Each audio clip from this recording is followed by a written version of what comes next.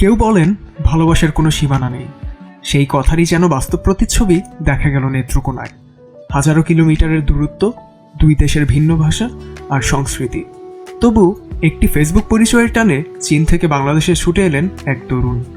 ইসলাম ধর্ম গ্রহণ করে নতুন পরিচয় শুরু করলেন জীবনের নতুন অধ্যায়, নেত্রকোনার তরুণী নাজমিন আক্তার লিজার হাত ধরে।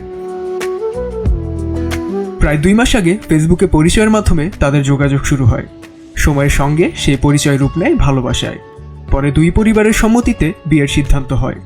গত 18 জুলাই বাংলাদেশে আসেন ওয়াং সুলিন। 21 জুলাই ইসলাম ধর্ম গ্রহণ করে মোহাম্মদ নুরউদ্দিন নাম ধারণ করেন। মোহনগঞ্জ পৌর শহরের দৌলতপুর এলাকায় নবদম্পতির বিবাহোত্তর সংবর্ধনা অনুষ্ঠিত হয় গত 31 জুলাই শুক্রবার। প্রয়োজনীয় আইনি প্রক্রিয়া শেষে মুসলিম রীতিতে তাদের বিয়ে সম্পন্ন হয়। বিদেশে বিয়ে, চাকরি কিংবা ভালো জীবনের স্বপ্ন দেখিয়ে প্রতারণা ও মানব পাচারের নানা ঘটনায় যখন উদ্বেগ বাড়ছে, তখন ওয়াং সুলিন ও লিজার প্রেমের গল্পটি যেন এক ভিন্ন বাস্তবতার ছবি।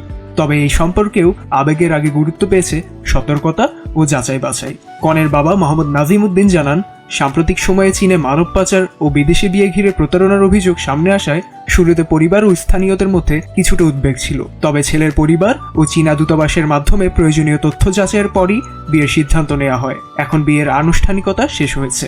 প্রয়োজনীয় ভিসা ও কাগজপত্র প্রস্তুত করে পরে লিজাকে চীনে নিয়ে যাবেন নুরউদ্দিন।